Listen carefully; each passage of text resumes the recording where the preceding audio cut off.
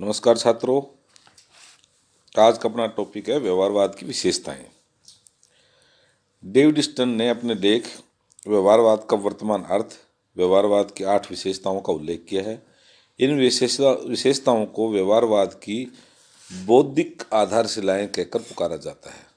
ये विशेषताएं कौन कौन सी हैं? पहली है नियमन।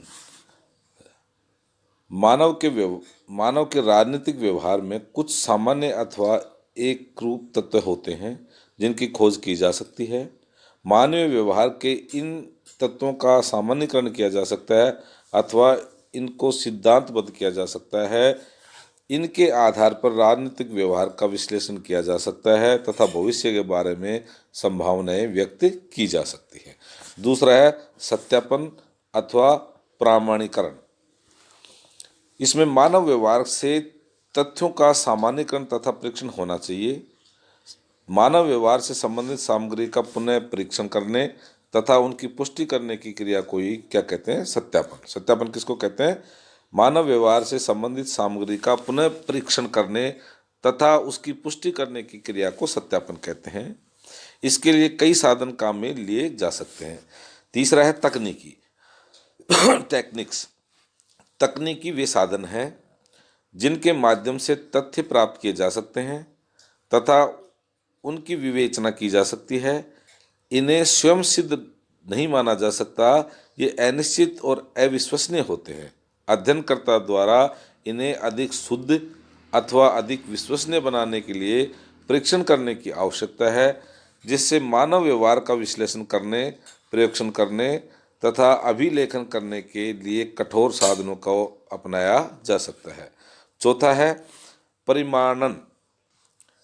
अन्वेषण में जो तथ्य तथा सामग्री उपलब्ध होती है उनको सूक्ष्मता के साथ लेखबद्ध करने तथा उनमें सुस्पष्टता लाने के लिए उद्देश्यों के संदर्भ में मापन और परिमाणीकरण किया जाना चाहिए, जिससे उनको अधिक उपयुक्त और अर्थपूर्ण बनाया जा सके।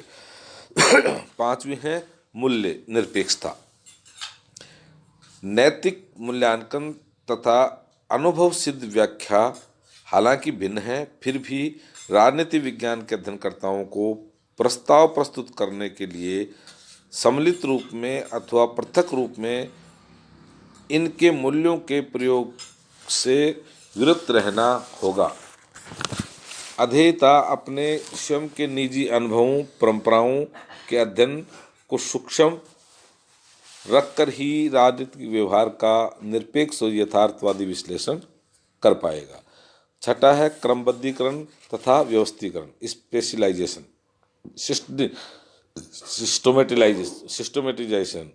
अन्वेषण को क्रमबद्ध अथवा व्यवस्थित किया जाना चाहिए। क्रमबद्धीकरण से तात्पर्य यह है कि मानव व्यवहार के कार्य और कारण के बीच संबंध स्थापित किया जाना चाहिए। सिद्धांत और अन्वेषण में निकट संबंध होना चाहिए क्योंकि ये व्यवस्थित ज्ञान के प्रमुख अंग हैं। सिद्धांतहीन अन्वेषण तुच्छ सिद्ध हो सकता है तथा तथ्यों के बिना सिद्धांत व्यर्थ हो सकता है। सातवां है विशुद्ध विज्ञान, प्योर साइंस। ज्ञान का प्रयोग वैज्ञानिक कार्य का उतना ही महत्वपूर्ण भाग है जितना सैद्धांतिक अध्ययन है। राजनीतिक व्यवहार का अध्ययन एवं विश्लेषण वह आधार प्रस्तुत करते हैं जिसमें राजनीतिक ज्ञान को समाज की आवश्यक एवं व्यवहारिक समस्याओं का हल ढूंढने में प्रयोग किया जा सके। और आठवां है समग्रता अथवा एकीकरण। समस्त मानव व्यवहार एक पूर्ण इकाई है, इसलिए उसका अध्ययन अलग अलग खंडों में नहीं बल्कि एकीकृत रूप में होना चाहिए। इस दृष्टि से समस्त सामाजिक विज्ञान परस्पर घनिष्ठ रूप से संबंधित हैं। राजनीति शास्त्र के अध्ययनकर्ताओं को अन्य समाज विज्ञानों की खोजों तथा उपलब्धियों का प्रयोग करना चाहिए, अन्यथा उसके निष्कर्षों की सत्यता और प्रमाणिकता खतरे में पड़ जाएगी। तो डेविड स्टन की उपयुक्त 8 बौद्धिक आधारशिलाओं में व्यवहारवाद के सभी प्रमुख सिद्धांत आ गए हैं। इनके आधार पर ही अध्ययन की परंपरागत एवं व्यवहारवादी पद्धति में भेद स्थापित किया जा सकता है। तो ये थी व्यवहारवाद की विशेषताएं। अब व्यवहारवाद का राजनीति विज्ञान पर क्या प्रभाव पड़ा? तो इसके लिए हम कह सकते हैं कि सीमित समय तक तो राजनीति विज्ञान में परंपरागत विचारकों तथा व्यवहारवादी विचारकों के बीच वैचारिक संघर्ष चलता रहा, परंतु धीरे धीरे व्यवहारवाद की उपयोगिता और उसके महत्व को स्वीकार किया जाने लगा।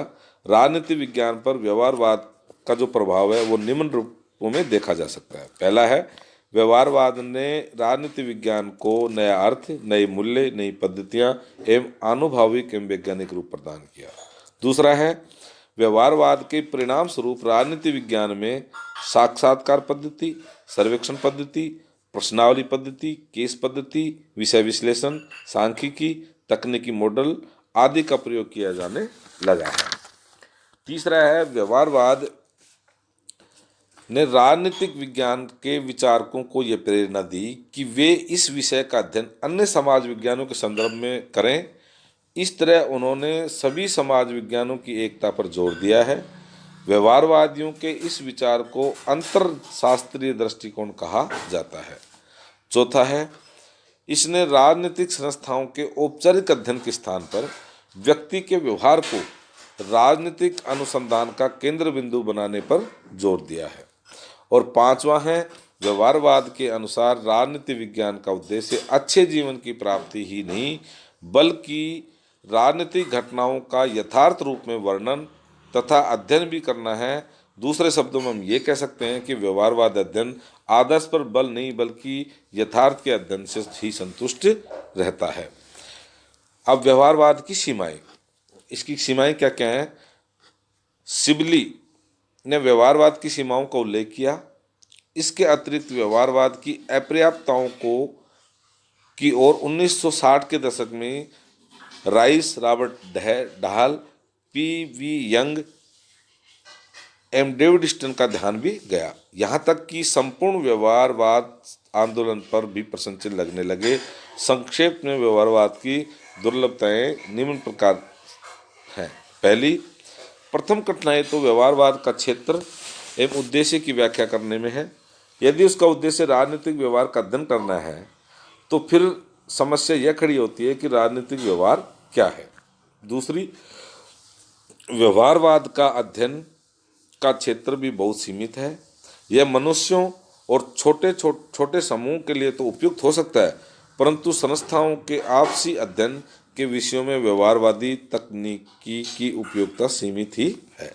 और तीसरा है, व्यवहारवादी अध्ययन द्वारा निश्चित सिद्धांतों की रचना करना संभव नहीं है। मानव के व्यवहार में परिवर्तन और संशोधन होता रहता है। उनके व्यवहार के बारे में निश्चित रूप से कुछ भी कहना कठिन है। एक ऐसी राजनीतिक स्थिति में भी विभिन्न देशों के लोगों की प्रक्रियाएं भिन्न हो सकती हैं, परंतु बड़े स्तर पर ऐसे सिद्धांतों का निर्धारण करना बहुत कठिन है। तो कहने का मतलब ये बड़े स्तरों पर लागू नहीं किया जा सकता। चौथी है, नीति निर्माण के क्षेत्र में व्यवहारवादी अध्ययन की उपयोगिता बहुत सीमित है। नीति निर्माण के नैतिक पक्ष का महत्वपूर्ण स्थान है। व्यवहारवाद अध्ययन नैतिक पक्ष की अवहेलना करता है। इस तरह इसके आदर्शात्मक और नैतिक पक्ष दोनों ही कमजोर हैं। और अंतिम है, व्यवहारवाद में दिन प्रतिदिन की राजनीति का अध्ययन भी नहीं होता है। तो ये थी व्यवहारवाद की सीमाएं, व्यवहारवाद की विशेषताएं, और अब है व्यवहारवाद की आलोचना। इसकी आलोचना क्या है?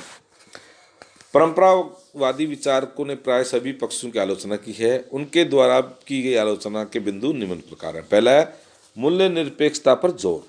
व्यवहारवाद का सबसे मुख्य दोष यह है कि यह मूल्य निरपेक्ष है। यह आदर्शों पर जोर न देकर यथार्थ के अध्ययन तक ही सीमित रहता है।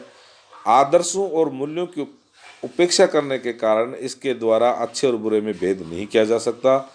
वस्तुतः मूल्यों की धारणा के बिना शोध कार्य रूपहीन और खोखला हो जाता है। दूसरा है, निष्पक्ष अध्ययन नहीं। व्यवहारवादी विचारकों का अध्ययन निष्पक्ष नहीं है। एक ओर तो वे मूल्य निरपेक्षता की बात करते हैं, दूसरी ओर प्राय सभी व्यवहारवादी विचार उदार लोकतंत्र में विश्वास करते हैं। इस तरह उनके अध्ययन और उनके व्यवहार में विरोध दिखाई देता है। इसलिए व्यवहारवादी विचारकों को यथास्थितिवादी कहा जाता है। तीसरा, तकनीकी एवं पद्धतियों पर अत्यधिक बल। व्यवहारवाद में तकनीकी और पद्धतियों पर अधिक बल दिया जाता है। इसके परिणाम स्वरूप राजनीति में परंपरागत चिंतन और दार्शनिक पद्धति का ह्रास होता है रहा है। इस पर एवरी लिसरसन ने का मत है कि व्यवहारवाद महत्वपूर्ण विषयों को छोड़कर प्राय महत्वहीन तथ्यों के आंकड़े इकट्ठे करने में लगे रहते हैं। चौथी, खर्चीली पद्धति। व्यवहारवाद यह धन बहुत खर्चीला है क्योंकि इसमें तकनीकी और पद्धतियों के प्रयोग के लिए बहुत अधिक धन की आवश्यकता पड़ती है। इसमें समय भी बहुत लगता है। इसके अतिरिक्त प्रत्येक व्यक्ति व्यवहारवादी अन्वेषण नहीं कर सकता। केवल योग्य व प्रशिक्षित व्यक्ति ही यह कार्य कर सकते हैं। अमेरिका में इस पर लाखों डॉलर व्यय किए जा चुके, परंतु अभी भी व्यवहारवादी मानव व्यवहार का विज्ञान प्रस्तुत करने में असफल रहे हैं। इस तरह अभी तक भी वे एक संतोषजनक राजनीति विज्ञान की सृष्टि नहीं कर सके हैं। पांचवा है, राजनीति विज्ञान विशुद्ध विज्ञान नहीं है। व्यवहारवादियों में राजनीति को विज्ञान बनाने की होड़ लगी हुई है, परंतु वे ये भूल जाते हैं कि राजनीति विज्ञान और प्राकृतिक विज्ञानों की प्रकृति व विषय सामग्री में मूलभूत अंतर है। राजनीति विज्ञान सामाजिक विज्ञान है जिसकी विषय सामग्री एक विचारशील एवं सजीव प्राणी है।